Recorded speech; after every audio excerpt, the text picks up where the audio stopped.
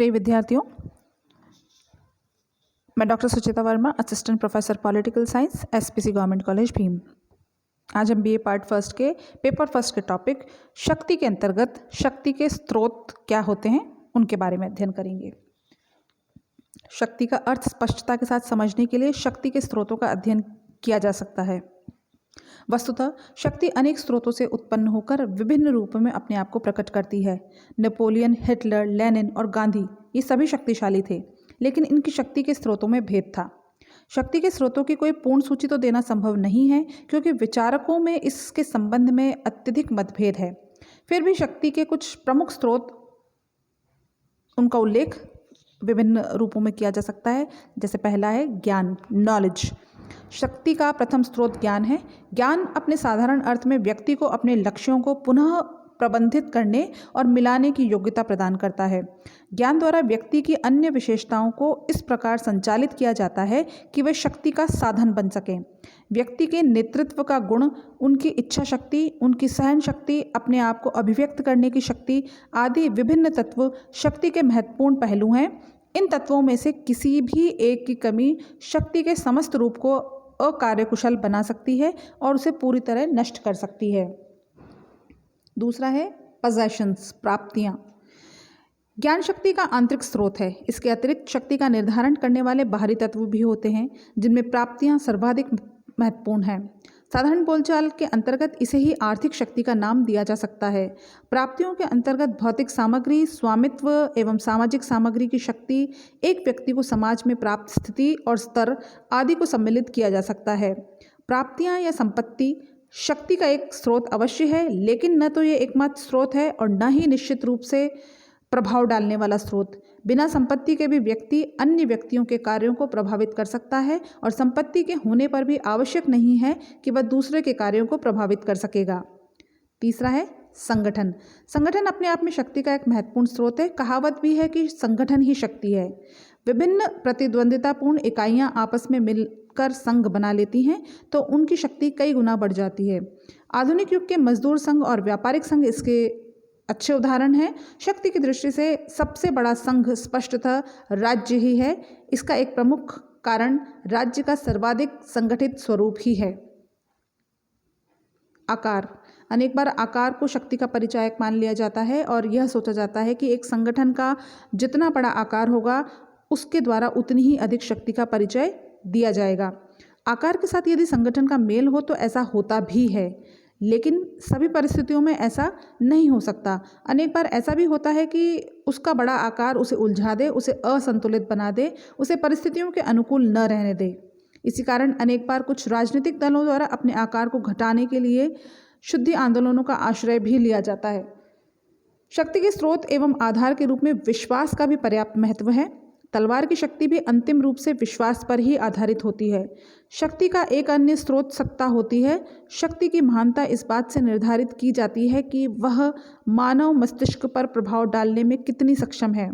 Professor MacIver ने शक्ति के इन विभिन्न तत्वों का वर्णन करने के बाद कहा है कि शक्ति की कार्यकुशलता उन विभिन्न परिस्थितियों के द्वारा बढ़ती या कम होती रहती है जिनके अधीन उसे कार्य करना होता है।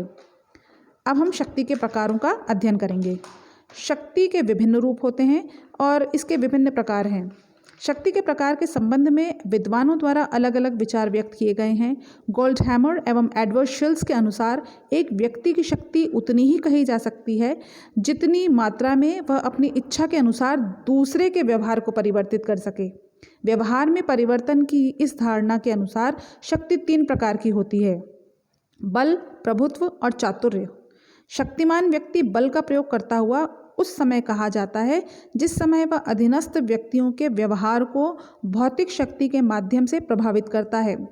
जब शक्तिवान व्यक्ति अपनी इच्छा को प्रकट कर दूसरों के व्यवहार को प्रभावित करता है तो वह प्रभुत्व कहलाएगा। प्रभुत्व आदेश या आग्रह के रूप में हो सकता है। चातुर्य दूसरों के व्यवहार को प्रभावित करने का तरीका है जिससे प्रभावित होने वाले व्यक्तियों को स्पष्ट रूप से यह नहीं बताया जाता कि शक्तिवान व्यक्ति आखिर उनसे क्या चाहता है। इस अंतिम प्रक्रिया में विभिन्न तरीकों और प्रतीकों का प्रयोग करते हुए प्रचार की प्रणाली को अपनाया जाता है। मैक्स वेबर के केवल औचित्यपूर्ण शक्ति का अध्ययन करता है और उसे वह सत्ता कहता है। जिसे व्यक्तियों या अधीनस्थों द्वारा स्वीकार किया जाता है या अधिकारपूर्वक माना जाता है, उसे औचित्यपूर्ण सत्ता कहते हैं। जो शक्ति औचित्यपूर्ण नहीं है उसे वेबर दमन कहते हैं। वेबर ने औचित्यपूर्ण शक्ति के 3 प्रमुख रूप बताए हैं। पहली है कानूनी या वैधानिक सत्ता, दूसरी परंपरागत सत्ता, तीसरी करिश्माई सत्ता। जब अधीनस्थ लोग शक्तिवान व्यक्तियों द्वारा निर्मित कानूनों, निर्देशों एवं डिक्रियों की वैधानिकता में विश्वास करते हैं तो यह औचित्यपूर्ण शक्ति वैधानिक कहलाती है। जब शक्तिवान द्वारा प्रसारित आदेशों को परंपरा के आधार पर पवित्र माना जाए या परंपरा के कारण ही वह शक्ति का प्रयोग करे तो इसे औचित्यपूर्ण शक्ति का परंपरागत रूप कहा जाएगा। तीसरे, जब औचित्य की मान्यता के आधार पर शक्तिवान के व्यक्तिगत गुणों के प्रति भक्ति होती है तो वह करिश्मावादी औचित्यपूर्ण शक्ति कही जाती है। करिश्माई औचित्यपूर्ण शक्ति के अंतर्गत अनुयायियों को अपने नेता की विशेषताएं प्रायः अद्वितीय प्रतीत होती हैं और उनके सम्मुख वे पूर्ण समर्पण कर देते हैं।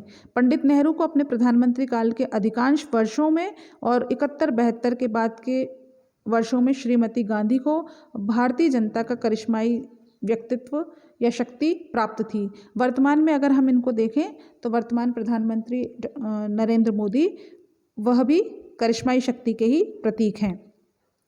बायस्टेड ने भी शक्ति के अनेक आधारों पर कई प्रकार बताए हैं। दृश्यता के आधार पर बायस्टेड अदृश्य या प्रकट शक्ति को अदृश्य या प्रकट मानते हैं। शक्ति के अदृश्य रूप को प्रच्छन्न शक्ति कहा जाता है। उसके प्रकट रूप को अभिव्यक्त होने पर सत्ता, बल आदि कहा जा सकता है। दमन की दृष्टि से शक्ति को दमनात्मक और अदमनात्मक मान सकते हैं। औपचारिकता की दृष्टि से औपचारिक और अनौपचारिक हो सकती है शक्ति प्रयोग की दृष्टि से यदि शक्ति का प्रयोग स्वयं धारक के द्वारा किया जाए तो उसे प्रत्यक्ष और अधीनस्थों द्वारा प्रयुक्त हो तो उसे अप्रत्यक्ष कहा जाता है। शक्ति प्रवाह या दिशा की दृष्टि से एक पक्षीय, द्विपक्षीय या बहुपक्षीय हो सकती है। केंद्रीकरण के दृष्टिकोण से वह केंद्रित, विकेंद्रित और विस्तृत हो सकती है। केंद्रित में केंद्रीय सत्ता का नियंत्रण होता है। विकेंद्रित में शक्तियां अनेक अधीनस्थों, निकाय या स्वायत्त या अर्ध स्वायत्त आधारों पर प्रदान की जाती है। विस्तृत शक्ति का स्वरूप बिखरा हुआ हो सकता है, अस्पष्ट और प्रसुप्त होता है, जैसे कि जनशक्ति। क्षेत्रीयता के आधार पर यह अंतर्राष्ट्रीय या भूखंड विशेष से संबंधित हो सकती है। शक्ति की मात्रा एवं प्रभाव की दृष्टि से विभिन्न राज्यों को महान, मध्यम या निम्न शक्तियां कहा जा सकता है। इस प्रकार शक्ति के अनेक रूप हो सकते हैं।